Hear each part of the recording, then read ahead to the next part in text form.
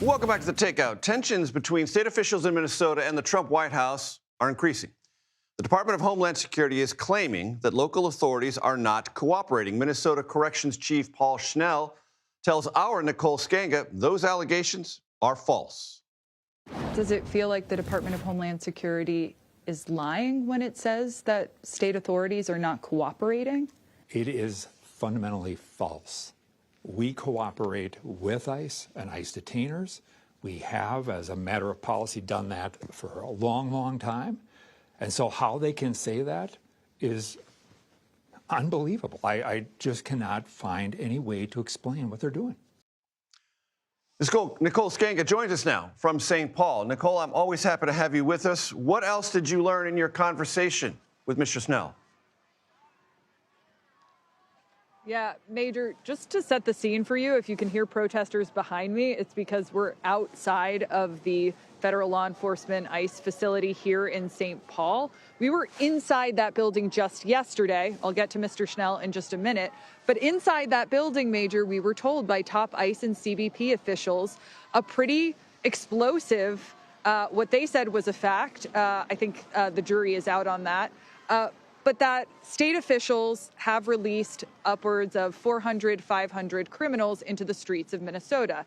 Now, we asked the top corrections officer in the state of Minnesota, Paul Schnell, about that. Take a listen to what he had to say. The Department of Homeland Security says roughly 450 criminals have been released into Minnesota's streets. And you say you don't know where that number comes from? We have no idea where that number comes from. We know that we released 84 people.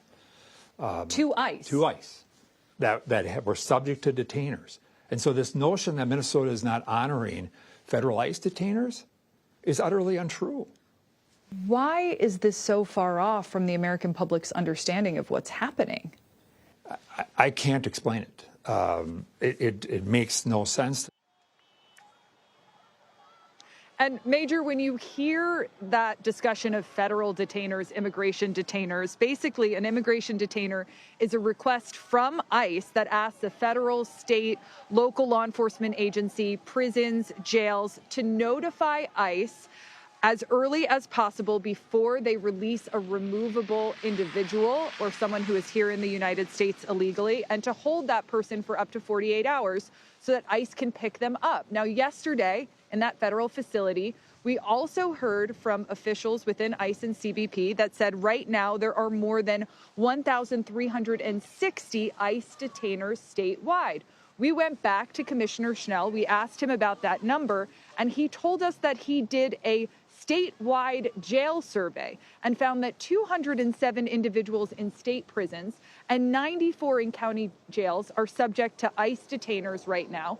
That is fewer than 300, and that is certainly nowhere near the 1,360 immigration detainers that DHS claims are out right now. So we have reached out to the Department of Homeland Security.